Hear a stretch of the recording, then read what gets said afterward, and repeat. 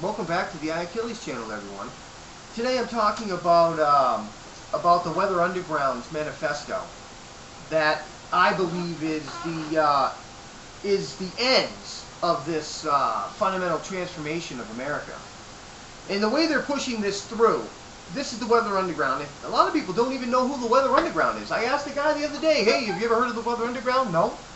The guy was probably, he must have been in his upper 40s, 50s anyway. And he had no idea who the Weather Underground is. I'll tell you right now, this Reformation, this complete Saul Alinsky tactics, Cloward-Piven, the infiltrate the system, the education system, the people in this country are stupid. They're not stupid. They've been taught or not taught the most important things in this country. Who people are, who we are. Who's William Ayres? Everybody thinks he's a wonderful guy. He was just, he was rebellious in his youth. He blew things up. He was part of a terrorist organization within the United States of America, and now he's teaching his ideology to children in colleges. Because he followed Saul Alinsky's plan and said, listen, Saul Alinsky said, listen, dummy, get out of the street. Get into the system. Go teach the children. Go teach America's children that America is imperialist oppressor. And so he did. He's in there. He's teaching them. And now he's some great person. I'm shocked at the people that come to my channel and defend William Ayres, a non-repentive, homegrown terrorist who wants to transform the United States of America into this. And so does Obama. The fundamental transformation.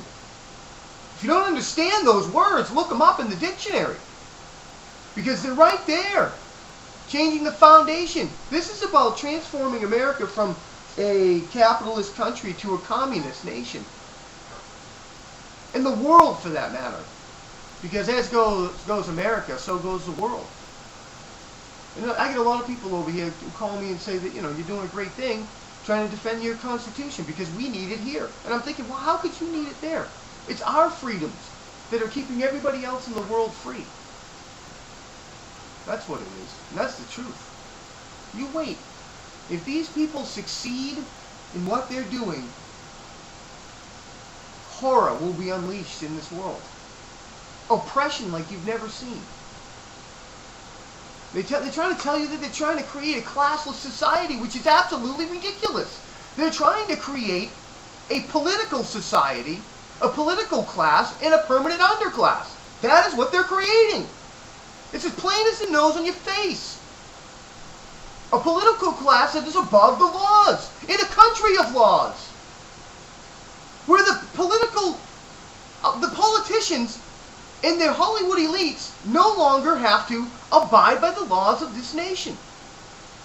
The double standards are staggering in this country when it comes to these two classes of people, Hollywood class and the political class. And it's been created because they need the Hollywood class to brainwash the people into believing their ideology. So they cut them slack when they get in trouble. This is just simple stuff. Simple. It's to create a reformation for this. To create a reformation that America is an oppressive nation. Let me read a little bit to you of this. The words are really small, so bear with me. So the very first question people in this country must ask in considering the question of revolution is where they stand in relation to the United States as an oppressor nation. And where they stand in relation to the masses of people throughout the world whom U.S. imperialism is oppressing. This is the Reformation. They've been reformed. They've taken that little paragraph and they've pushed that onto the American people and the people of the world by creating a Reformation that we are an imperialist nation based on our foreign policies and domestic policies. They've created it. The people who have infiltrated the system and who are now running our country. The primary task of revolutionary struggle is to solve this principal contradiction on the side of the people of the world. It is the oppressed peoples of the world who have created the wealth of this empire, and it is to them it belongs.